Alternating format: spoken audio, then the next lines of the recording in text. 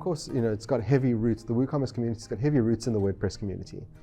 And the WordPress community itself is all about transparency, openness, and working together in the open. If somebody wins the lottery tomorrow, right? And they decide, okay, this business isn't for me. And they've got a whole bunch of product that they need, that their customers need from them. Someone else can pick that up and say, okay, that's great, we'll carry on. Or we'll build a derivative of that because of the licensing system with the GPL license that WordPress is built under. It allows that community to really flourish, right?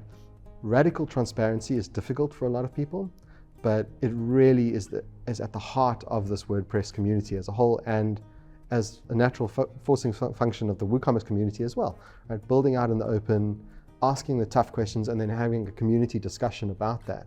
We've had some times where we wanted to really just jump the platform ahead and build a couple of things to really take it to another level and say we're going to make it really easy. For example, introducing a layer that makes it easier to interact with data, right? So not just using sort of traditional WordPress queries for the data, but introducing a layer on top to really allow that data layer underneath to scale to whatever it needs to be, or to be able to plug that directly into a different system, like a completely different data structure. And we had a community discussion about that, and the community asked questions and said, well, why? What is this? What's the purpose of this? How are we going to do this? It's very much a how are we, how about we? It's an inclusive process. And having that community, like you said, it helps to advance the platform, but in an organic way.